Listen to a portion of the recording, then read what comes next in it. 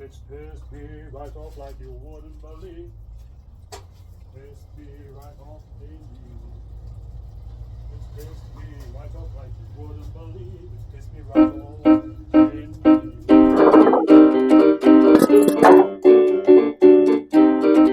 you. Maybe you've heard of a car called Fred the Shed. Maybe you haven't. Maybe you haven't. I shall show you. If you have, you probably don't want to see it again. Fred the Shed. This is Fred the Shed. That is Fred the Shed. Fred the Shed. Fred the Shed. Fred the Shed has a very dangly exhaust. This is because it's not as attached as well as it's supposed to be. That means, in my usual fashion, I shall go about seeing if I can do something about it to make it better than it currently is. Just here is a strap that holds the exhaust into place, but the trouble is, it's supposed to be welded to the top part. That is supposed to be welded to the underside of the body, and as you can see, it isn't. As well as drinking a cup of tea, I shall do something a little bit useful and see if I can mend it. Oh yes, I'll be able to mend it all right. That's for sure.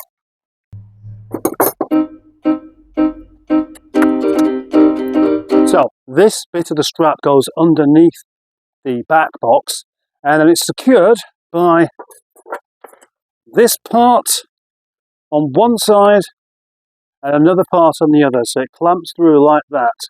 That bit, as you can see, is quite off. That is not supposed to be there. This is not supposed to be in my hand. It is supposed to be attached to the underside of the car. So, the only way I can do this is to weld it. Gosh, that car's got a lot of tattoos. So, what has any of this got to do with Fred the Shed, you might be asking? And even if you're not, I'm going to tell you. And the answer is that I'm going to nip off out to get some chemicals to clean things with, which doesn't answer the question whatsoever. Of course, what I really mean to say is that actually, in order to fix Fred, I need to deploy the welder. And to deploy the welder means using the mask. And currently, the batteries in the mask to stop myself from being archived to pain and agony later on have gone deady flats, have flatified themselves into deadness. So I'm going to have to go and retrieve some batteries, and whilst I'm at it, get a bag for the fish. Now you know that Fred has had some issues, and he doesn't want to give me any more. Fred the Shed. Fred the Shed. Fred the Shed. Fred the Shed. Yes. So, will this have done the job? I've tacked it, I've gone over it a few times, and now it looks like that. Will it be good enough? Yes, that's much more like it. The only thing is, it does have a bit of a hole in it.